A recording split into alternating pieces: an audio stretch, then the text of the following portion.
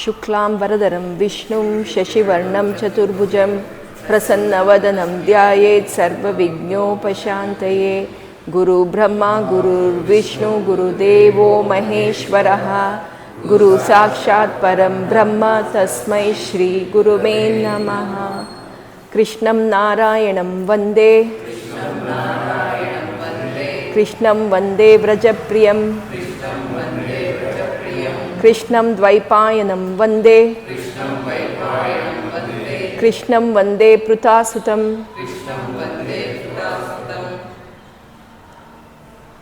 ಭಾಗವತದಲ್ಲಿ ನಾವು 7ನೇ ಸ್ಕಂದ ಮುಗಿಸಿದ್ದೀವಿ ಇಲ್ಲಿಗೆ. ಇವಾಗ ನಾವು ಶುರು ಮಾಡ್ತಾ ಇರೋದು 8ನೇ ಸ್ಕಂದ. ಹೋದ ವಾರ ನಾವು ಕೇಳಿದ್ದ ಕತೆ ಯಾವುದು? ನರಸಿಂಹನ ಅವತಾರ. ನರಸಿಂಹ ಹೇಗೆ ಭಕ್ತನಿಗೋಸ್ಕರ ಮತ್ತು ಇನ್ನೊಬ್ಬ ಭಕ್ತ ಅವನು ಭಕ್ತ ಆಗಿ ದೇವರನ್ನು ಪಡ್ತಾ ಇರಲಿಲ್ಲ, ಅಂತಹ ಭಕ್ತನಿಗೋಸ್ಕರನೂ ಬಂದಿದ್ದು. ಆ ಕಥೆಯನ್ನು ನಾವು ನೋಡಿದ್ವಿ. ಅವನ ಅವತಾರ ಹೇಗೆ ಆಯಿತು ಅನ್ನೋದನ್ನು ನೋಡಿದ್ವಿ. ಮುಂದೆ ಭಾಗವತ ನೀವು ಒಂದು ಸಲ ಭಾಗವತ ಓದಿದ್ರೆ ಈ ಜಗತ್ತು ಹೇಗೆ ಸೃಷ್ಟಿಯಾಯಿತು ಅನ್ನೋದು ನಿಮಗೆ ಗೊತ್ತಾಗುತ್ತೆ. ಭಾಗವತದಲ್ಲಿ 8ನೇ ಸ್ಕಂದದಲ್ಲಿ ಏನು ಮಾಡಿದ್ದಾರೆ ವ್ಯಾಸರು, ಈ ಜಗತ್ತು ಈ ಮನ್ವಂತರ ಅಂತ ನಾವು ಹೇಳ್ತೀವಿ.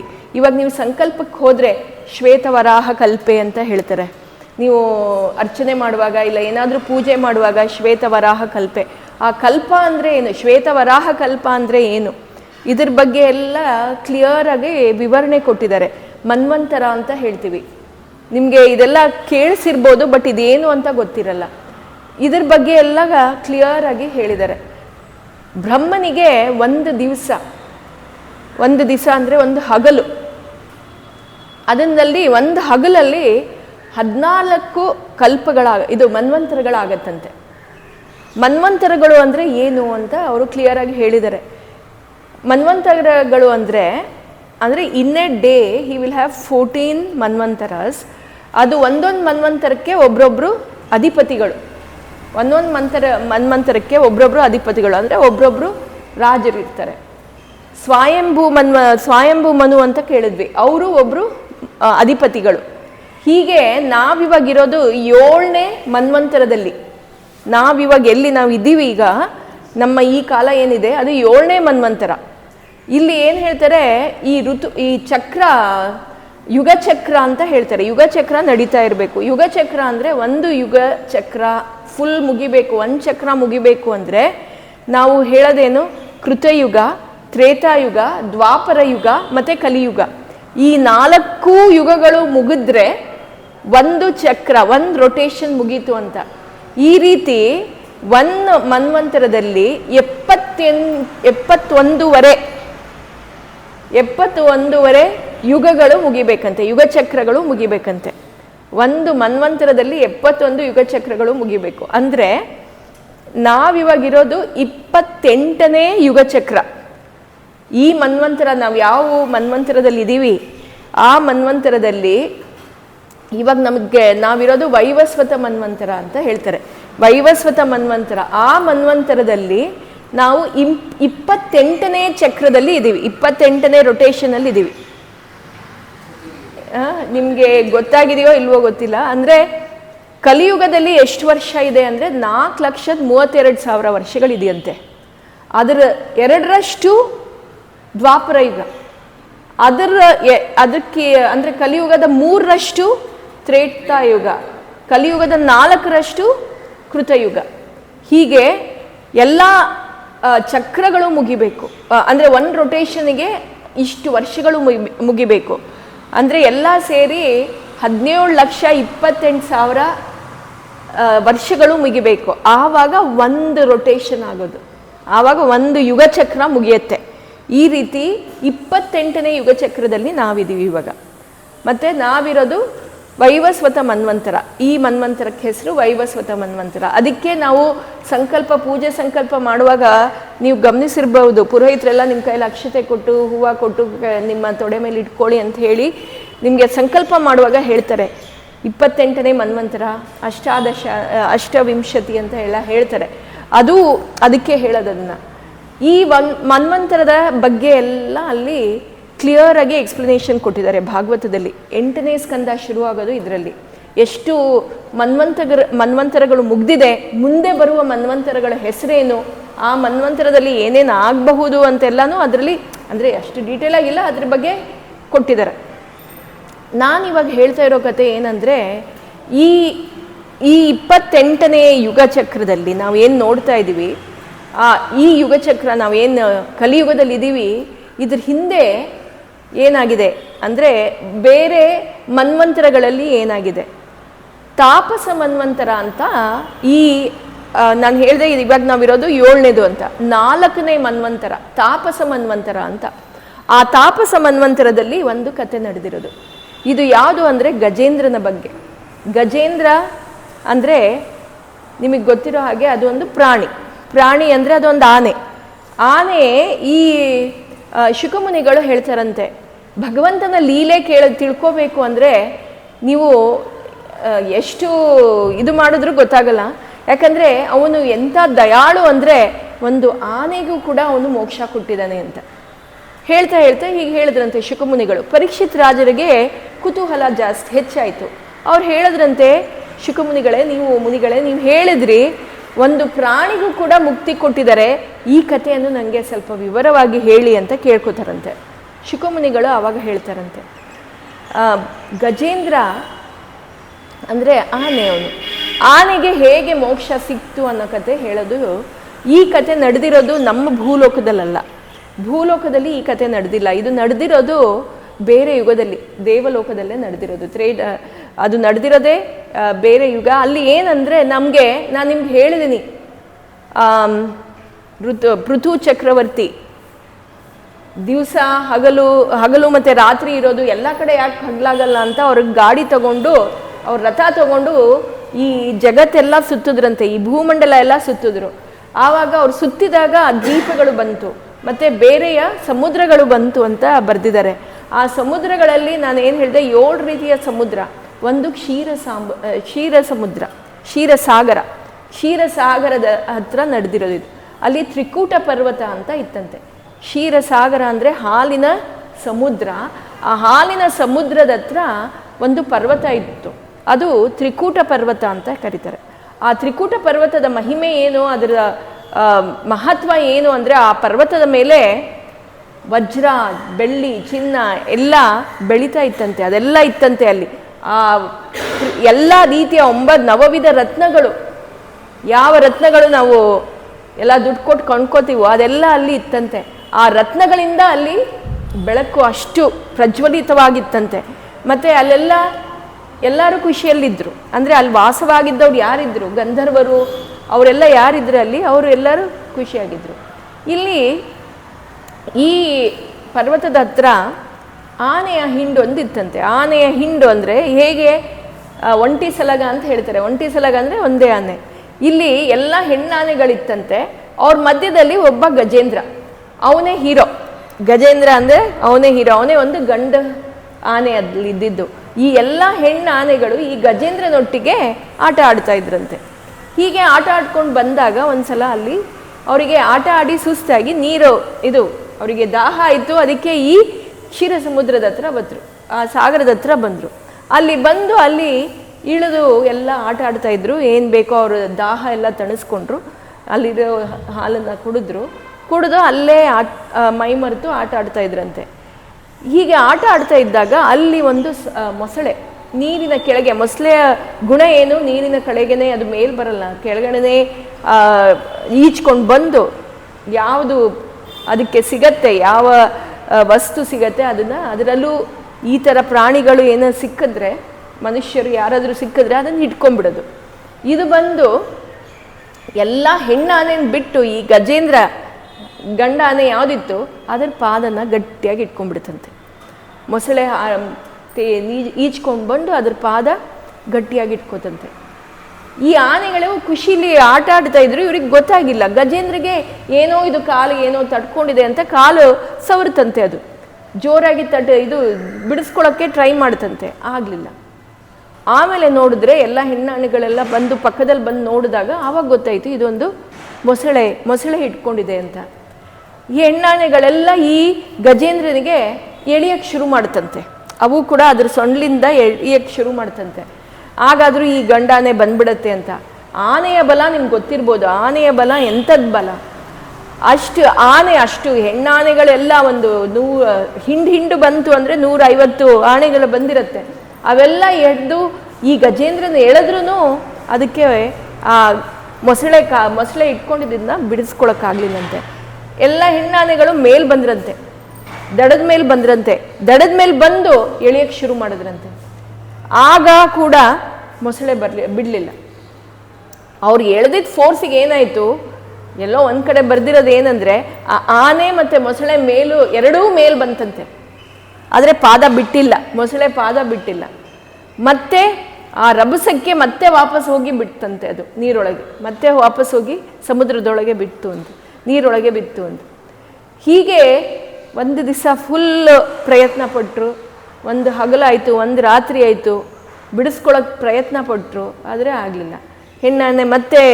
ಹೆಣ್ಣಾನೆಗಳೆಲ್ಲ ಮತ್ತೆ ನೆಕ್ಸ್ಟ್ ಡೇ ಅಲ್ಲೇ ನಿಂತ್ಕೊಂಡಿದ್ರಲ್ಲ, ಮತ್ತೆ ಪ್ರಯತ್ನ ಪಟ್ಟರು. ಎಷ್ಟು ಪ್ರಯತ್ನ ಪಟ್ಟರು ಬಿಡಿಸ್ಕೊಳಕ್ಕಾಗಲಿಲ್ಲ. ಈಗ ಈ ಮೊಸಳೆ ಏನು ಮಾಡ್ತು, ಮೊಸಳೆ ಹಿಡ್ಕೊಂಡಿದ್ದೇನಾಯಿತು, ಆ ಆನೆಯ ರಕ್ತವನ್ನು ಹೀರಕ್ಕೆ ಶುರು ಮಾಡ್ತಂತೆ. ಆನೆಯ ರಕ್ತ ಹೀರಕ್ಕೆ ಶುರು ಮಾಡ್ತು. ಎಷ್ಟು ಟ್ರೈ ಮಾಡಿದ್ರು ಈ ಹೆಣ್ಣಾನೆಗಳು ಆಗಲಿಲ್ಲ. ಅವರು ಆಯ್ತು, ಇನ್ನು ನಮ್ಮ ಕೈಯಲ್ಲಿ ಆಗಲ್ಲ ಅಂತ ಹೇಳಿ ಅಲ್ಲೇ ಬಿಟ್ಬಿಟ್ಟು ಅವ್ರ ಪಾಡಿಗೆ ಅವ್ರು ಹೊಟ್ಟೋದ್ರಂತೆ. ಇವಾಗ ಇದ್ದಿದ್ದು ಒಂದೇ ಗಜೇಂದ್ರ ಒಬ್ಬನೇ ಇದ್ದಿದ್ದು. ಗಜೇಂದ್ರ ಮತ್ತೆ ಬಿಡಿಸ್ಕೊಳ್ಳೋದಕ್ಕೆ ಅತಿಯಾದ ಪ್ರಯತ್ನವನ್ನು ಪಟ್ಟನಂತೆ. ಅವನು ಎಷ್ಟು ಪ್ರಯತ್ನ ಪಟ್ಟರೂ ಆಗಲಿಲ್ಲ. ಮೊಸಳೆ ಬಿಡ್ತಾನೆ ಇರಲಿಲ್ಲ. ಹೀಗೆ 1000 ವರ್ಷ ಆ ಮೊಸಳೆ ಮತ್ತು ಆನೆಯ ಗುದ್ದಾಟ ನಡೀತಾ ಇತ್ತಂತೆ.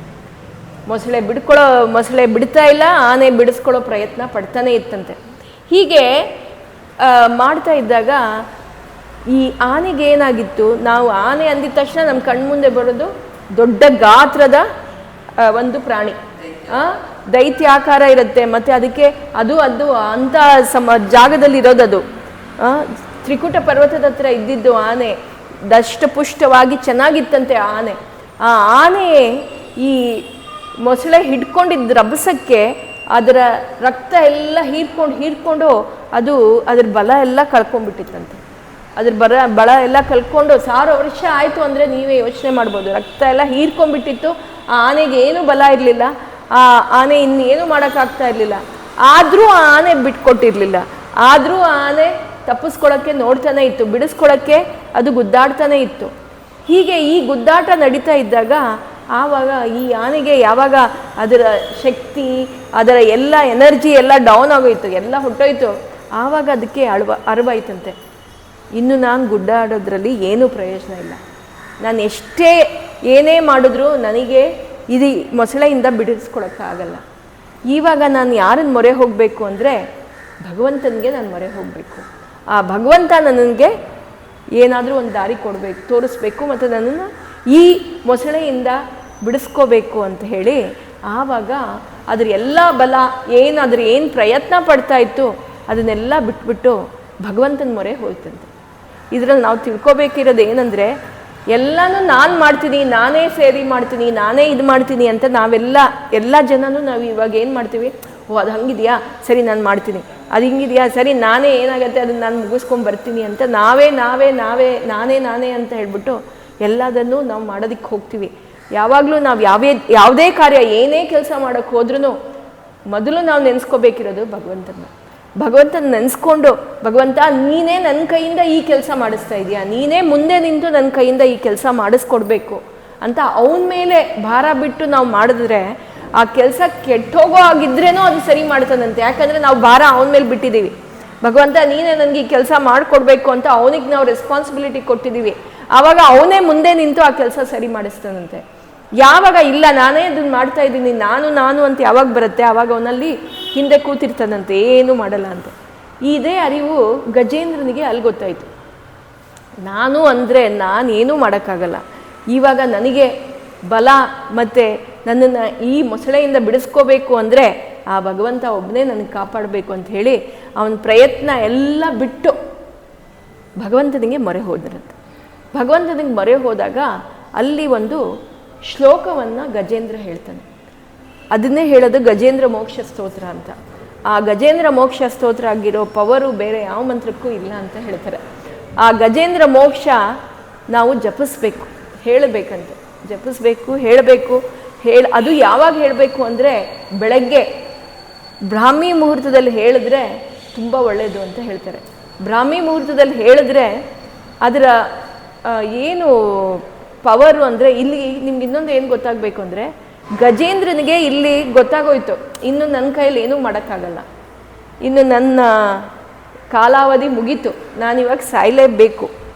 ಯಾಕಂದರೆ ಅವನು ರಕ್ತ ಎಲ್ಲ ಹೀರ್ಕೊಂಡಿತ್ತು, ಆ ಗಜೇಂದ್ರ ಫುಲ್ ಶ್ರಿಂಕ್ ಆಗೋಗಿತ್ತು, ಚಿಕ್ಕದಾಗೋಗಿತ್ತು, ಆಕಾರ ಏನೂ ಇರಲಿಲ್ಲ. ಇವಾಗ ಆನೆ ಆಕಾರನೇ ಇರಲಿಲ್ಲ. ಆದರೆ ನಾವು ನೋಡೋ ಫೋಟೋಗಳು, ಗಜೇಂದ್ರ ಮೋಕ್ಷದ ಫೋಟೋ ಎಲ್ಲ ನೀವೇನು ನೋಡಿರ್ತೀರ, ಅಲ್ಲಿ ಆನೆ ಚೆನ್ನಾಗಿ ದಷ್ಟಪುಷ್ಟವಾಗಿರುತ್ತೆ. ಬಟ್ ಆ್ಯಕ್ಚುಲಿ ಹಾಗಿರುತ್ತೆ, ನಡೆದಿರೋದು ಹೀಗೆ. ಇನ್ನು ನನ್ನ ಕೈಯಲ್ಲಿ ಏನೂ ಗುದ್ದಾಡೋಕ್ಕಾಗಲ್ಲ, ಇನ್ನು ನಾನು ಬಿಟ್ಕೊಡ್ಬೇಕು ಅಂತ ಹೇಳಿ ಆವಾಗ ಅವನು ಆ ಭಗವಂತನಿಗೆ ಮೊರೆ ಹೋಗಿದ್ದು. ಅಂದರೆ ನಾವು ಏನು ನೆನೆಸ್ಕೋಬೇಕು, ಏನು ನಾವು ತಿಳ್ಕೊಬೇಕು ಅಂದರೆ ಎಲ್ಲ ನಾವೆಲ್ಲ ಮಾಡ್ತಾ ಇರೋದು, ಅವನ ಕೈಯಿಂದ ನಾವು ಮಾಡ್ತಾ ಇರೋದು. ಸೊ ಅವನಿಗೆ ನಾವು ಮೊರೆ ಹೋಗಬೇಕು. ಮತ್ತು ಗಜೇಂದ್ರಿಗೆ ಈ ಟೈಮಲ್ಲಿ ಅವನಿಗೆ ಏನು ಬಂತು ತಲೆಗೆ ಅಂದರೆ, ಇನ್ನು ನನ್ನ ಕಾಲ ಮುಗೀತು, ಆ ಭಗವಂತನನ್ನು ನಾನು ನೆನೆಸ್ಕೋಬೇಕು. ಇದು ಎಷ್ಟು ಜನರಿಗೆ ಆ ಪುಣ್ಯ ಬರುತ್ತೆ ರೀ, ಎಷ್ಟು ಜನರಿಗೆ ಆ ಪುಣ್ಯ ಬರುತ್ತೆ. ಯಾಕಂದರೆ ನಾವು ಸಾಯೋ ಹೊತ್ತಲ್ಲಿ ಅವನ ನೆನಪು ನಮಗೆ ಬರಬೇಕು ಅಂದರೆ ಎಷ್ಟು ಕಷ್ಟ. ಅದು ನಾವು ಎಷ್ಟು ಜನ್ಮದ ಪುಣ್ಯ ಮಾಡಿದರೆ ಅವನ ನೆನಪು ನಮಗೆ ಬರುತ್ತೆ, ಇಲ್ಲ ಅಂದರೆ ಅವ್ನ ನೆನಪು ಬರಲ್ಲ. ಯಾಕಂದರೆ ಯಾರಿಗೆ ಗೊತ್ತು ನಾವು ಎಲ್ಲಿರ್ತೀವಿ ಅಂತ, ಯಾವ ನರ್ಸಿಂಗ್ ಹೋಮಲ್ಲಿ ಇರ್ತೀವೋ, ಯಾವ ICUನಲ್ಲಿ ಇರ್ತೀವೋ, ನಮಗೆ ಕಾನ್ಷಿಯಸ್ ಇರುತ್ತೋ ಇರಲ್ವೋ ಏನೂ ಗೊತ್ತಿಲ್ಲ. ಸಾಯೋ ಹೊತ್ತಲ್ಲಿ ದೇವರ ನೆನಪು. ಕೆಲವ್ರು ಚೆನ್ನಾಗೂ ಇರ್ತಾರೆ, ಇವಾಗ ನಮ್ಮ ಮನೇಲಿ ಚೆನ್ನಾಗೂ ಇರ್ತಾರೆ, ಬಟ್ ಅವ್ರಿಗೆ ಆ ಹೊತ್ತಿಗೆ, ನಮ್ಮ ಅತ್ತೆ ಹೋದವರು ನನ್ನ ಕತೆ ಹೇಳ್ತಾ ಇರೋದು, ಆ ಹೊತ್ತಿಗೆ ಅವ್ರಿಗೆ ದೇವ್ರ ನೆನಪು ಬಂತ ಅದು ನಮಗೆ ಗೊತ್ತಿಲ್ಲ. ಆ ನೆನಪು ನಮಗೆ ಬರಬೇಕು ಅಂದರೆ ನಮ್ಮದು ಎಷ್ಟೋ ಜನ್ಮದ ಪುಣ್ಯ ಆಗಿರಬೇಕು, ಆವಾಗ ನಮಗೆ ಆ ದೇವರ ನೆನಪು ಬರುತ್ತಂತೆ. ಆ ದೇವರ ನೆನಪು ನಮಗೆ ಸಾಯೋ ಹೊತ್ತಲ್ಲಿ ಬರಬೇಕು ಅಂದರೆ ಈ ಗಜೇಂದ್ರ ಮೋಕ್ಷ ಸ್ತೋತ್ರವನ್ನು ನಾವು ಪ್ರತಿ ದಿವಸ ಬೆಳಗ್ಗೆ ಹೇಳ್ಕೋಬೇಕಂತೆ. ಆವಾಗ ನಮಗೆ ಅಟ್ಲೀಸ್ಟ್ ಅವನ ಕಡೆ ಗಮನ ಬರುತ್ತಂತೆ. ನಾವು ಸಾಯೋ ಹೊತ್ತಿಗೆ ಅವನ ಕಡೆ ಆ ಗಮನ ಬರಬೇಕು ಅಂದರೆ ಆ ಗಜೇಂದ್ರ ಮೋಕ್ಷನ ಸ್ತೋತ್ರವನ್ನು ನಾವು ಬೆಳಗ್ಗೆ ಕೇಳಿದ್ರೆ ಆಗತ್ತೆ ಅಂತ ಹೇಳ್ತಾರೆ. ಹೀಗೆ ಭಗವಂತನಿಗೆ ನೆನೆಸ್ಕೊಂಡಂತೆ.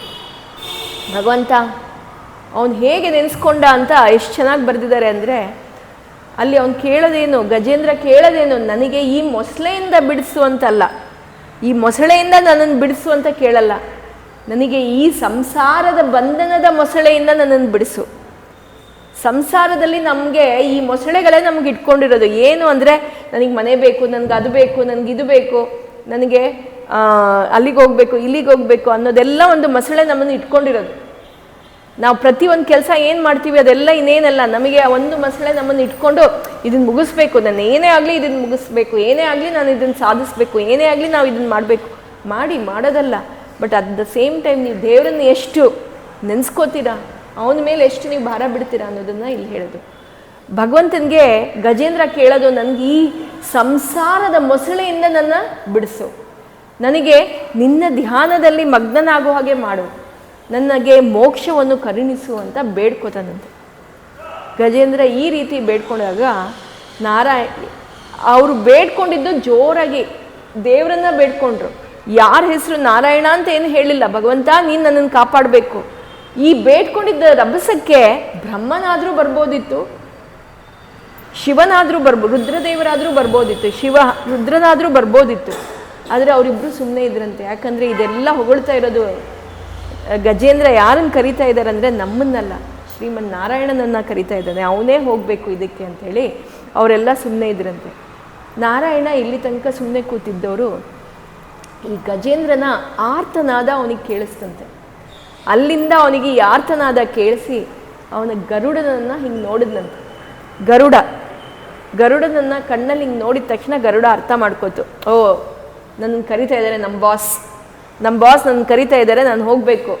ಸೊ ನಾನಿವಾಗ I should become a best flight to carry him ಅಂಥೇಳಿ ಈಗ ನಾರಾಯಣ ಶಂಕು ಚಕ್ರ ಗದಾಧಾರಿ ಗರುಡನ ಮೇಲೆ ಕೂತ್ಕೊಂಡು ಅಲ್ಲಿಂದ ಬಂದನಂತೆ. ಬರ್ತಾ ಇದ್ದಾಗ ಈ ತ್ರಿಕೂಟ ಪರ್ವತದ ಹತ್ರ ಬರುವಾಗ ಗಜೇಂದ್ರನಿಗೆ ಕಾಣಿಸ್ತಂತೆ ನಾರಾಯಣ ಬರ್ತಾ ಇರೋದು. ಗಜೇಂದ್ರನಿಗೆ ಕಾಣಿಸಿದ ತಕ್ಷಣ, ಓ ನನ್ನ ಆರ್ತನಾದ ಕೇಳಿ ನನ್ನ ಪ್ರಭು ಬರ್ತಾ ಇದ್ದಾನೆ, ಅವನಿಗೆ ನಾನು ಏನಾದರೂ ಕೊಡಬೇಕು ಅಂತ ಅದರ ಸೊಂಡ್ಲು ಎತ್ತಕ್ಕೂ ಆಗ್ತಾ ಇರಲಿಲ್ವಂತೆ, ಅಷ್ಟು ಕಷ್ಟ ಆಗಿತ್ತಂತೆ ಆ ಗಜೇಂದ್ರನಿಗೆ. ಅಂಥ ಸಮಯದಲ್ಲಿ ಅಲ್ಲೇ ಅದು ಆ ತಳದಲ್ಲಿ ಏನು ಹೂ ಬಿಟ್ಟಿತ್ತು, ತಾವರೆ ಹೂವನ್ನು ಬಿಟ್ಟಿತ್ತಂತೆ. ಆ ತಾವರೆ ಹೂವನ್ನು ಕಷ್ಟಪಟ್ಟು ಸೊಂಡ್ಲಿಂದ ಎತ್ತುತ್ತಂತೆ, ಅದು ಕಿತ್ಕೋತಂತೆ. ಅದು ಫುಲ್ಲು ಅದರ ಶಕ್ತಿ ಎಲ್ಲ ಕಳ್ಕೊಂಡ್ಬಿಟ್ಟಿತ್ತು. ಆದ್ರೇನು ಅದು ಕಷ್ಟಪಟ್ಟು ಆ ತಾವರೆಯನ್ನು ಕಿತ್ಕೊಂಡು, ನಾವು ಫೋಟೋಲ್ಲಿ ನೋಡೋದೇನು ಸೊಂಡ್ಲಲ್ಲಿ ಒಂದು ತಾವರೆ ಇರುತ್ತೆ. ಯಾವಾಗಲೂ ಇದರಲ್ಲಿ ನಮ್ಗೆ ಏನು ಗೊತ್ತಾಗತ್ತೆ, ಪ್ರತಿ ಸಲ ನಾವು ಯಾವಾಗ ಒಂದು ದೇವರ ಸ್ಥಾನಕ್ಕೆ ಹೋಗ್ತೀವಿ, ಇಲ್ಲ ದೇವರ ಹತ್ರ ಹೋಗ್ತಾ ಇದ್ದೀವಿ, ದೇವರ ಗುಡಿಗೆ ಹೋಗ್ತಾ ಇದ್ದೀವಿ, ಯಾವುದಾದ್ರೂ ಮಠಕ್ಕೆ ಹೋಗ್ತಾ ಇದ್ದೀವಿ, ಎಲ್ಲಾದರೂ ಹೋಗ್ತಾ ಇದ್ದೀವಿ, ಮತ್ತು ಗುರುಗಳ ಹತ್ರ ಹೋಗ್ತಾ ಇದ್ದೀವಿ, ಮತ್ತು ರೋಗಿಗಳಿಗೆ ನೋಡೋಕ್ಕೆ ಹೋಗ್ತೀವಿ, ಇದು ಮೂರೂ ಜಾಗಕ್ಕೆ ನಾವು ಹೋಗುವಾಗ ಬರೀ ಕೈಯಲ್ಲಿ ಹೋಗಬಾರ್ದಂತೆ, ಏನಾದರೂ ಒಂದು ತೊಗೊಂಡು ಹೋಗ್ಬೇಕಂತ. ಏನಾದರೂ ಒಂದು ಹಣ್ಣು ಹಂಪಲ ಇಲ್ಲ ಹೂವು. ರೋಗಿಗಳಿಗೆ ಅಫ್ಕೋರ್ಸ್ ಕೆಲವರು ಬೊಕ್ಕೆ ತೊಗೊಂಡು ಹೋಗ್ತಾರೆ, ಗೆಟ್ ವೆಲ್ ಸೂನ್ ಅಂತೆಲ್ಲ ಹೇಳಿ. ಈ ಥರ ನಾವು ಎಲ್ಲಿ ಗುರುಗಳ ಹತ್ರ ಮತ್ತು ದೇವಸ್ಥಾನಕ್ಕೆ ಮತ್ತು ಯಾವುದಾದ್ರೂ ರೋಗಿಗಳ ಹತ್ರ ಹೋಗುವಾಗ ಏನಾದರೂ ಒಂದು ಕೈಯಲ್ಲಿ ಇಟ್ಕೊಂಡು ಹೋಗಬೇಕು. ಈ ಗಜೇಂದ್ರನಿಗೆ ಆ ಅರಿವು ಅಲ್ಲಿಗೆ ಬಂತು. ಓ, ಭಗವಂತ ನನ್ನ ಹತ್ರ ಬರ್ತಾ ಇದ್ದಾನೆ, ನನ್ನ ಕರೆ ಕೇಳಿ ನಾನು ಅವನಿಗೆ ಏನಾದರೂ ಅರ್ಪಿಸ್ಬೇಕು ಅಂತ ಆ ತಾವರೆನ ಆ ಹೂವನ್ನು ಎತ್ಕೊಂಡು ಅದನ್ನು ಕಷ್ಟಪಟ್ಟು ಅದ್ರ ಸೊಂಡ್ಲೆ ಎತ್ತುತ್ತಂತೆ. ಭಗವಂತನಿಗೆ ಇಷ್ಟೇ ಸಾಕು, ಈ ಭಕ್ತಿಯೇ ಸಾಕು. ಈ ಭಕ್ತಿಯಿಂದ ಮೈ ಮರೆತು ಅವನಲ್ಲಿ ನಾವು ನಮ್ಮನ್ನೇ ನಾವು ಅವನಲ್ಲಿ ಸರೆಂಡರ್ ಮಾಡಿಬಿಟ್ರೆ ಅಷ್ಟೇ ಸಾಕು. ಅವನಿಗೆ ಅವನು ಓಡಿ ಅಲ್ಲಿಂದ ಓಡಿ ಬಂದ. ಅವನು ಬಂದು ಸೂಪರ್ ಜೆಟ್ ಏರೋಪ್ಲೇನ್, ಅದು ಸೂಪರ್ ಜೆಟ್ ಗರುಡ ಬರ್ತಾ ಇದ್ರೆ ಆ ಗರುಡನ ಇದು ರೆಕ್ಕೆಗಳು ಯಾವಾಗ ಹಾರುತ್ತೆ ವೇದ ಘೋಷಗಳು ಕೇಳಿಸುತ್ತಂತೆ. ಗರುಡನಿಗೆ ಅವನು ಅಷ್ಟು ಭಕ್ತ, ಅವನು ನಾರಾಯಣನ ಭಕ್ತ. ಗರುಡನ ರೆಕ್ಕೆ ಅಲ್ಲಾಡ್ತಾ ಇದ್ರೆ ವೇದ ಘೋಷಗಳು, ಅಲ್ಲಿಂದ ಗರುಡ ಬರ್ತಾ ಇದ್ರೆ ವೇದ ಘೋಷಗಳ ನಾದ ಕೇಳಿಸ್ತಾ ಇತ್ತಂತೆ. ಅದಕ್ಕೇ ಬ್ರಹ್ಮೋತ್ಸವ ನಡೆಯುತ್ತಲ್ಲ, ತಿರುಪತಿಯಲ್ಲಿ ಬ್ರಹ್ಮೋತ್ಸವ ನಡೆದಾಗ ಗರುಡೋತ್ಸವ ಅಂತ ಒಂದಿನ ನಡೆಯುತ್ತೆ. ಆ ಗರುಡೋತ್ಸವಕ್ಕೆ ಅತಿಯಾದ ರಶ್, ಎಲ್ಲಿಲ್ಲದ ಜನ ಬರ್ತಾರಂತೆ. ಗರುಡೋತ್ಸವಕ್ಕೆ ಅಷ್ಟು ಮಹತ್ವ, ಯಾಕಂದರೆ ಗರುಡ ಅಂತ ಭಕ್ತ. ಗರುಡನಿಗೆ ಎಷ್ಟು ಕರುಣೆ ಆಗಿದೆ ಅಂದರೆ ಅವನ ರೆಕ್ಕೆಯಲ್ಲೆಲ್ಲ ವೇದಗಳು ಇರುತ್ತಂತೆ. ಇದನ್ನು ನಾವಿಲ್ಲಿ ತಿಳ್ಕೊಬೇಕು, ಯಾಕೆಂದರೆ ವೇದ ಮಂತ್ರಗಳು ನಮಗೆ ಗೊತ್ತಿದ್ರೆ, ಆ ಕೇಳಿಸ್ತಾ ಇದ್ರೆ ಅದೇ ನಮಗೆ ಎಷ್ಟೋ ಪುಣ್ಯ ಅಂತ ಹೇಳಿ. ಆ ಗರುಡ ಹಾಗೆ ಹಾರ್ಕೊಂಡು ಬಂದಿದ್ದ ತಕ್ಷಣ ಈ ಗಜೇಂದ್ರ ಏನು ಮಾಡ್ದ, ಅವನ ಆ ಸೊಂಡ್ಲಿಂದ ಹೂವನ್ನು ದೇವರಿಗೆ ಅರ್ಪಿಸೋಕ್ಕೆ ಮೇಲೆತ್ತದಂತೆ. ದೇವರು ಇದನ್ನು ನೋಡಿ ಖುಷಿಪಟ್ಟು ಒಂದೇ ನಿಮಿಷ ಅಲ್ಲಿ ಬಂದು ಅವನ ಕೈ ಬೆರಳು ಹಿಂಗೆ ಎಟ್ಟಿದ ತಕ್ಷಣ ಸುದರ್ಶನ ಚಕ್ರ ಬಂತಂತೆ. ಸುದರ್ಶನ ಚಕ್ರ ಬಂದು ಆ ಮೊಸಳೆಯನ್ನು ಕತ್ತರಿಸೋದಕ್ಕೆ ಭಗವಂತ ಬಿಟ್ಟಿದ ತಕ್ಷಣ ಆ ಮೊಸಳೆ ತಲೆ ಅದರ ಶಿರ ಛೇದನ ಆಯಿತು, ಮತ್ತು ಅದು ಛೇದಿಸಿದ ತಕ್ಷಣ ಆ ಗಜೇಂದ್ರನಿಗೆ ಮೋಕ್ಷ ಅಂದರೆ ಅವನಿಗೆ ಇದರಿಂದ ಮುಕ್ತಿ ಸಿಕ್ತು. ಆ ಮೊಸಳೆಯ ನೋವು ಏನು, ಅದು ಬಾಧೆ ಅದಕ್ಕೇನಿತ್ತು ಆ ಬಾಧೆಯಿಂದ ಮುಕ್ತಿ ಸಿಕ್ತು. ಗಜೇಂದ್ರನಿಗೆ ಎಲ್ಲಿಲ್ಲದ ಖುಷಿ. ಇಲ್ಲಿ ಏನು ನಾವು ತಿಳ್ಕೋಬೇಕು ಅಂದರೆ, ಇಲ್ಲಿ ಮೋಕ್ಷ ಸಿಕ್ಕಿದ್ದು ಗಜೇಂದ್ರನಿಗೆ, ಮೋಕ್ಷ ಸಿಕ್ತು, ಸಾಕ್ಷಾತ್ ಪರಮಾತ್ಮ ಬಂದು ಬಿಡಿಸಿದಾನೆ. ಇದ್ರ ಜೊತೆಗೆ ಮೋಕ್ಷ ಸಿಕ್ಕಿದ್ದು ಏನಾಯಿತು, ಆ ಮೊಸಳೆ ಏನಾದ, ಆ ಮೊಸಳೆ ಒಂದು ಗಂಧರ್ವ, ಅವನು ಒಂದು ಗಂಧರ್ವ ಪುರುಷ. ಅವನು ಗಂಧರ್ವನಾಗಿ ಮಾರ್ಪಾಡಾಗಿ ಇದು ಎಲ್ಲರಿಗೂ ಆಶ್ಚರ್ಯ, ಹೇಗೆ ಇವನು ಗಂಧರ್ವನಾದ. ಈ ದೃಶ್ಯ ನೋಡೋದಕ್ಕೆ ಮೇಲೆ ದೇವತೆಗಳೆಲ್ಲ ನಿಂತ್ಕೊಂಡು ನೋಡ್ತಾ ಇದ್ರಂತೆ. ಈ ರೀತಿ ಏನಾಯಿತು, ಒಂದು ಆನೆಗೆ ಹೇಗೆ ಭಗವಂತ ಮೋಕ್ಷ ಕೊಡ್ತಾ ಇದ್ದಾನೆ ಅಂತ ನೋಡೋದಕ್ಕೆ ದೇವತೆಗಳೆಲ್ಲ ಮೇಲೆ ನಿಂತ್ಕೊಂಡು ನೋಡ್ತಾ ಇದ್ರಂತೆ, ಏನು ನಡೆಯುತ್ತೆ ಅಂತ ಹೇಳಿ. ಆವಾಗ ಎಲ್ಲ ಕೇಳ್ತಾರಂತೆ, ಹೇಗೆ ನೀವು ಬಿಡಿಸಿದ್ದು ಈ ಗಜೇಂದ್ರನಿಗೆ, ಮೋಕ್ಷ ಕೊಡೋದಕ್ಕೆ ಬಂದಿರೋದು ಗಜೇಂದ್ರನಿಗೆ, ಆದರೆ ಈ ಮೊಸಳೆಗೆ ಹೇಗೆ? ಇಲ್ಲಿ ನಾವು ಏನು ತಿಳ್ಕೊಬೇಕು ಅಂದರೆ, ದೇವರ ಭಕ್ತರನ್ನು ನಾವು ಸದಾ ಹಿಡ್ಕೊಂಡಿರ್ಬೇಕಂತೆ. ಅವ್ರ ಪಾದ ಇಟ್ಕೊಂಡ್ರೆ ನಮಗೆ ಸಾಕು, ನಮಗೂ ಮೋಕ್ಷ ಸಿಗತ್ತಂತೆ. ನಮ್ಮ ಕೈಯಲ್ಲಿ ಅವ್ರ ರೀತಿ ಪೂಜೆ ಪುನಸ್ಕಾರ ಮಾಡೋಕ್ಕಾಗದೇ ಇರ್ಬೋದು, ಅವರ ಭಕ್ತರು ಯಾರಿದ್ದಾರೆ ಅವ್ರನ್ನ ನಾವು ಸ್ಮರಿಸ್ಕೋಬೇಕು, ಅವ್ರ ಜೊತೆಲಿ ನಾವು ಇರಬೇಕು, ಅವರ ಪಾದವನ್ನು ನಾವು ಇಟ್ಕೋಬೇಕು. ಅವ್ರ ಪಾದ ಇಟ್ಕೊಂಡ್ರೆ ನಮಗೂ ಮೋಕ್ಷ ಸಿಗತ್ತಂತೆ. ಸರಿನಾ? ಯಾಕಂದರೆ ನಮಗೆ ಅಷ್ಟು ನೇಮನಿಷ್ಠೆ ಬರದೇ ಇರ್ಬೋದು, ಬರೀ ಆ ಭಕ್ತರು ಯಾರಿದ್ದಾರೆ ಅವ್ರ ಪಾದ ಇಟ್ಕೊಂಡ್ರೆ ನಮಗೆ ಮುಕ್ತಿ ಕೊಡ್ತಾನೆ ಭಗವಂತ ಅಂತ ಹೇಳಿ ಇಲ್ಲಿ ಹೇಳ್ತಾರೆ. ಇಲ್ಲಿ ಗಜೇಂದ್ರನಿಗೆ ಮೋಕ್ಷ ಸಿಕ್ತು, ಗಜೇಂದ್ರ ಬೇಡ್ಕೊಂಡಂತೆ, ಭಗವಂತ ನಾನು ಒಂದು ಆನೆ ಆಗಿದ್ದೆ, ಆದ್ರೇನು ನನ್ನ ಧ್ವನಿಯನ್ನು ಕೇಳಿಸ್ಕೊಂಡು ನನ್ನ ಆರ್ತನಾದವನ್ನು ಕೇಳಿಸ್ಕೊಂಡು ನೀನು ಬಂದಿದೆಯಾ, ನಿನ್ನ ಲೀಲೆ ಅಪಾರ, ನೀನು ನನಗೆ ಮೋಕ್ಷ ಕೊಡೋದಕ್ಕೆ ವೈಕುಂಠದಿಂದ ಬಂದಿದೆಯಲ್ಲ ಭಗವಂತ, ನಿನ್ನ ಲೀಲೆ ಅಪಾರ. ಅದಕ್ಕೆ ಭಗವಂತ ಇಲ್ಲಿ ಆ ಗಜೇಂದ್ರನಿಗೆ ಆ ಸಮಯಕ್ಕೆ ಆ ದೇವರ ನೆನಪು, ಗಳಿಗೆಗೆ ದೇವರ ನೆನಪು ಬರೋದಕ್ಕೆ ಕಾರಣ ಏನಂದರೆ ಅದ್ರ ಹಿಂದಿನ ಜನ್ಮದ ಕತೆ. ಆ ಗಜೇಂದ್ರ ಹಿಂದಿನ ಜನ್ಮದಲ್ಲಿ ರಾಜ ಆಗಿದ್ದಂತೆ. ಅವನು ರಾಜ ಆಗಿ ಅವನು ಅತಿಯಾದ ದೇವರ ಭಕ್ತ, ಮತ್ತು ದೇವರಿಗೆ ಸದಾ ತಪಸ್ಸು ಕಾರ್ಯಗಳು ಎಲ್ಲ ಮಾಡ್ತಾ ಇದ್ದಂತೆ. ಈಗ ಇದ್ದಾಗ ಒಂದು ಸಲ ಅವನು ಅಗಸ್ತ್ಯ ಋಷಿಯರ ಬಳಿ ಹತ್ರ ಹೋದಾಗ ಅವರಿಗೆ ಅಲ್ಲಿ ಒಂದು ಶಾಪ ಆಗತ್ತೆ. ಶಾಪ ಆಗಿ ಅವರು ಗಜೇಂದ್ರ ಅಂದರೆ ಆನೆಯಾಗಿದ್ದು, ಆದ್ದರಿಂದ ಅವನು ಆನೆಯಾಗಿದ್ದು. ಈ ಗಂಧರ್ವಗ ಕೂಡ ಶಾಪ ಆಗಿತ್ತು, ಆ ಶಾಪದಿಂದ ಅವನು ಮೊಸಳೆ ಆಗಿದ್ದು. ಹೀಗೆ ಈ ಗಜೇಂದ್ರನ ಕಥೆಯನ್ನು ಇಲ್ಲಿ ನಮಗೆ ಹೇಳಿದ್ದಾರೆ. ಈ ಗಜೇಂದ್ರನ ಕಥೆ ಕೇಳಿದ್ರೆ ನಮ್ಮ ಜನ್ಮಾಂತರದ ಪಾಪಗಳು ಕಳೆಯುತ್ತಂತೆ. ಅದಕ್ಕೆ ಗಜೇಂದ್ರ ಮೋಕ್ಷ ಅನ್ನೋ ಶ್ಲೋಕ, ಅವನ ಫೋಟೋ ಕೆಲವ್ರ ಮನೇಲಿದೆ, ನಾನು ನೋಡಿದ್ದೀನಿ ಚಿಕ್ಕೋಳಿಂದನೂ. ನಮ್ಮ ಒಬ್ಬರು ಸಂಗೀತ ಗುರುಗಳಿದ್ದರು, ಅವ್ರ ಮನೆಗೆ ಹೋಗುವಾಗ ಅವ್ರ ಮನೇಲಿ ಯಾವಾಗಲೂ ಆ ಗಜೇಂದ್ರ ಮೋಕ್ಷನ ಫೋಟೋ ಇರ್ತಾಯಿತ್ತು, ಆ ಗಜೇಂದ್ರ ಮತ್ತು ಮೊಸಳೆ ಫೋಟೋ. ನಾನು ಅದು ಯಾಕೆ ಏನು ಅಷ್ಟು ಡೀಟೇಲ್ ಕತೆ ಗೊತ್ತಿರಲಿಲ್ಲ, ಬಟ್ ಇದು ಓದಿದಾಗ ನಂಗೆ ಅರ್ಥ ಆಗಿರೋದು ಇಷ್ಟೇ. ನಾವು ಪ್ರತಿ ದಿವಸ ಬೆಳಗ್ಗೆ ಆದಷ್ಟು ಆ ಗಜೇಂದ್ರ ಮೋಕ್ಷನ ಶ್ಲೋಕ ಕೇಳಿಸ್ಕೋಬೇಕು. ಯಾಕಂದರೆ ನಾವು ಮಾಡೋ ಅಲ್ಪ ಸ್ವಲ್ಪ ದೇವರ ಧ್ಯಾನದಲ್ಲಿ ನಮಗೆ ಗಳಿಗೆಯಲ್ಲಿ ಅವನ ನೆನಪು ಬರಬೇಕು ಅಂದರೆ ಇದೊಂದು ನಮಗೆ ಸುಲಭ ದಾರಿ. ಆದ್ದರಿಂದ ನಾವು ಅವನನ್ನು ನೆನೆಸ್ಕೋಬೇಕು ಅಂತ ನಂಗೆ ಅನಿಸುತ್ತೆ. ನೀವು ಇದನ್ನು ಮಾಡಿದ್ರೆ ನಿಮಗೂ ಒಳ್ಳೆಯದು ಅಂತ ಹೇಳ್ತೀನಿ. ಹೀಗೆ ಮುಂದೆ ಅವರು ಭಾಗವತದಲ್ಲಿ ಶುಕಮುನಿಗಳು ಮುಂದೆ ಕತೆ ಹೇಳ್ಕೊಂಡು ಹೋದರು. ಪರೀಕ್ಷಿತ್ ರಾಜನಿಗೆ ಇದು ಕೇಳಿಸ್ಕೊಂಡು ಅತಿ ಸಂತೋಷ ಆಗಿ, ಎಂಥ ಲೀಲೆ ಭಗವಂತಂದು, ಅವನು ಒಂದು ಪ್ರಾಣಿ ಕೂಡ ಭಕ್ತಿಯಿಂದ ಅವನನ್ನು ಕರೆದ್ರೆ ಓಡಿ ಬರ್ತಾನಲ್ಲ ಅಂಥ ಭಗವಂತ ಇವನು ಅಂತ ಹೇಳಿ ಕೇಳಿಸ್ಕೊಂಡು ಮುಂದೆ ಅವರು ಬೇರೆ ಏಳು ಮನ್ವಂತರಗಳು ಯಾವುದು ಅಂತೆಲ್ಲ ವಿವರಣೆ ಕೊಟ್ಟಿದ್ದಾರೆ. ಬೇರೆ 7 ಮನ್ವಂತರಗಳು ಯಾವುದು ಅಂತ ವಿವರಣೆ ಕೊಟ್ಟು ಆಮೇಲೆ ಮುಂದೆ ಬರೋದು ನಮಗೆ ಮುಂದಿನ ವಾರದಲ್ಲಿ ನಾವು ತಿಳ್ಕೊಳ್ಳೋದು ಏನಂದರೆ ಸಮುದ್ರ ಮಂಥನದ ಕತೆ. ನಿಮಗೆಲ್ಲರಿಗೂ ಗೊತ್ತಿದೆ ಸಮುದ್ರ ಮಂಥನ ಆಗಿದೆ ಅಂತ. 8ನೇ ಸ್ಕಂದ 10ನೇ ಸ್ಕಂದದಲ್ಲಿ ಕೃಷ್ಣನ ಅವತಾರ, ಕೃಷ್ಣ ಜನ್ಮ ತಗೊಳ್ಳೋದು ಅಲ್ಲಿ. ಸೊ ಅದು ಇನ್ನು ನಾವು ಹತ್ತಿರದಲ್ಲೇ ಇದ್ದೀವಿ, ಕೃಷ್ಣನ ಹತ್ರ ಹೋಗ್ತಾ ಇದ್ದೀವಿ. ಇನ್ನೇನು ಅವನ ಹತ್ರ ಹೋಗೋದಕ್ಕೆ ಇಷ್ಟೆಲ್ಲ ಮೆಟ್ಟಿಲುಗಳನ್ನು ಹತ್ಕೊಂಡು ಹೋಗ್ತಾ ಇರಬೇಕಂತೆ. ಇಷ್ಟೆಲ್ಲ ಕಥೆಗಳನ್ನು ಕೇಳ್ಕೋಬೇಕು. ಯಾಕಂದರೆ ಮುಂದೆ ನಾವು ಸಮುದ್ರ ಮಂಥನ, ವಾಮನ ಅವತಾರ ಬಂದಿದ್ದು, ಆಮೇಲೆ ಪರಶುರಾಮನ ಕಥೆ, ರಾಮನ ಚಂದ್ರವಂಶ ಮತ್ತು ಸೂರ್ಯವಂಶ ಎರಡೂ ಕಥೆ ತಿಳ್ಕೊಂಡು ನಂತರ ನಾವು ಹೋಗೋದು ಯಾದವ ಕುಲಕ್ಕೆ, ಕೃಷ್ಣನ ಕಥೆಯನ್ನು ಕೇಳೋದಕ್ಕೆ. ಅದು 10ನೇ ಸ್ಕಂದದಲ್ಲಿ ಬರುತ್ತೆ. ಹೀಗೆ ಭಾಗವತದಲ್ಲಿ ಇದೆಲ್ಲ ಯಾಕೆ, ಹಿಂದಿನ ಕಥೆಗಳೆಲ್ಲ ಯಾಕೆ ಬಂದಿದೆ ಅಂದರೆ ಅದೆಲ್ಲ ಪೀಠಿಕೆಗಳು. ಅಂದರೆ ಭಗವಂತನ ಲೀಲೆಗಳನ್ನೇ ಅಲ್ಲಿ ಪ್ರತಿಯೊಂದು ಕಥೆಯಲ್ಲೂ ಭಗವಂತನ ಭಕ್ತಿ ಎಷ್ಟು ಇಂಪಾರ್ಟೆಂಟು, ಭಗವಂತನಲ್ಲಿ ನಾವು ನಂಬಿಕೆ ಎಷ್ಟು ಇಡಬೇಕು ಅನ್ನೋದನ್ನೇ ನಮಗೆ ಅದು ಕಥೆಗಳೆಲ್ಲ ಹೇಳೋದು. ಇಷ್ಟೆಲ್ಲ ಕೇಳಿಸ್ಕೊಂಡ್ರೂ ಕಲಿಯುಗದಲ್ಲಿ ಜನರು ಅದು ಮಾಡಲ್ಲ, ಅವ್ರಿಗೆ ಅದು ಬರಲ್ಲ. ನಾನೇ ಆ ಭಗವಂತ ಏನು ಮಾಡ್ತಾನೆ, ಎಷ್ಟೋ ಜನ ಇದ್ದಾರೆ ದೇವ್ರು ಎಲ್ಲಿದ್ದಾನೆ ಅಂತ ಕೇಳೋರು, ಅವನಿದಾನ ನಿಜವಾಗ್ಲೂ ಅಂತಲೂ ಕೇಳೋರಿದ್ದಾರೆ. ಈಗ ನಾವು ನೋಡೋದಕ್ಕೆ ಹೋದರೆ ದೇವರು ನಾವು ಯಾವುದು ಸೃಷ್ಟಿ ಮಾಡ್ಕೊಂಡಿದ್ದೀವಿ ಅವನ ಆಕಾರ, ಆ ಆಕಾರದಲ್ಲಿ ಬರದೇ ಇರ್ಬೋದು, ಮನುಷ್ಯನ ರೂಪದಲ್ಲೇ ಬಂದು ನಮ್ಗೆ ಎಷ್ಟೋ ಸಲ ನಮ್ಗೆ ಅನುಭವ ಆಗಿರುತ್ತೆ.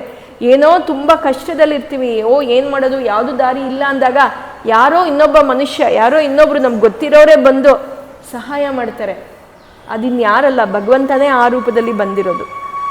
ಇದು ನಮಗೆ ಅದು ಅರಿವಿಗೆ ಬರಲ್ಲ, ಅದು ಮನವರಿಕೆನೂ ಆಗಲ್ಲ ನಮಗೆ. ಆದ್ದರಿಂದ ಭಗವಂತ ಇಲ್ಲ ಅಂತಲೇ ನಾವು ವಾದಿಸೋದು ಜಾಸ್ತಿ. ಇದನ್ನು ಬಿಟ್ಟು ನಾವು ಭಕ್ತಿ ಮಾರ್ಗದಲ್ಲಿ ಹೋದರೆ ಈ ಜನ್ಮದಲ್ಲಿ ಇಲ್ಲ ಅಂದ್ರೂ ಮುಂದಿನ ಎಷ್ಟೋ ಜನ್ಮ ಆದಮೇಲೆ ಸ್ವಲ್ಪ ಆದರೂ ಅವನಿಗೆ ನಮ್ಮ ಮೇಲೆ ಕರುಣೆ ಬರುತ್ತೆ ಅಂತ ಭಾಗವತದಲ್ಲಿ ನಮಗೆ ಗೊತ್ತಾಗುತ್ತೆ. ಅದಕ್ಕೆ ಅವ್ರು ಹೇಳೋದೇನೆಂದರೆ ಪ್ರತಿ ದಿವಸ ಶ್ರವಣ ಯಜ್ಞ ನಡೀತಾ ಇರಬೇಕಂತ. ಶ್ರವಣ ಯಜ್ಞ ಅಂದರೆ ಯಾವುದಾದ್ರೂ ಒಂದು ದೇವರ ಕಥೆಯನ್ನು ನಾವು ಕೇಳಿಸ್ಕೊತಾ ಇರಬೇಕು. ಈ ಯಜ್ಞ ಅದೊಂದು ಯಜ್ಞ. ಈಗ ನಮಗೆ ಸುಲಭ ಮಾರ್ಗ ಅದೇ, ಶ್ರವಣ ಯಜ್ಞ ನಾವು ಮಾಡಬೇಕು. ಭಗವಂತಂದು ಯಾವುದಾದ್ರೂ ಒಂದು ರೂಪದ ಕಥೆ ಆಗಲಿ ಏನೇ ಆಗಲಿ ನಾವು ಕೇಳಿಸ್ಕೊತಾ ಇರಬೇಕು, ಇಲ್ಲ ಅವ್ನು ನಾಮ ಜಪ ಮಾಡ್ತಾ ಇರಬೇಕು. ಇದನ್ನು ಮಾಡಿದ್ರೆ ಅಟ್ಲೀಸ್ಟ್ ಒಂಚೂರು ಹತ್ರಕ್ಕೆ ಹೋಗ್ತೀವಿ ಅಂತ ಹೇಳ್ತಾರೆ. ಸೊ ಮುಂದಿನ ವಾರದಲ್ಲಿ ನಾವು ಸಮುದ್ರ ಮಂಥನದ ಕಥೆಯನ್ನು ಕೇಳಿಸ್ಕೊಳ್ಳೋಣ. ಅಲ್ಲಿ ಭಗವಂತನ ಬೇರೆ ಬೇರೆ ಅವತಾರಗಳು ಬರುತ್ತೆ. ಆ ಅವತಾರದ ಬಗ್ಗೆ ಎಲ್ಲ ನಾವು ತಿಳ್ಕೊಳ್ಳೋಣ. ಹರೇ ಹರೇ ಮೇ ತವ ಪಾತಕಾನಿ ಹರೇ ಹರೇ ಮೇ ತವ ದೇಹಿ ದಾಸ್ಯಂ ಹರೇ ಹರೇ ಮೇ ಕುರು ಮಂಗಳಾನಿ ಹರೇ ಹರೇ ಮೇ ತ್ವಯಿ ಭಕ್ತಿರಸ್ತು ಹರಯೇ ನಮಃ ಹರಯೇ ನಮಃ.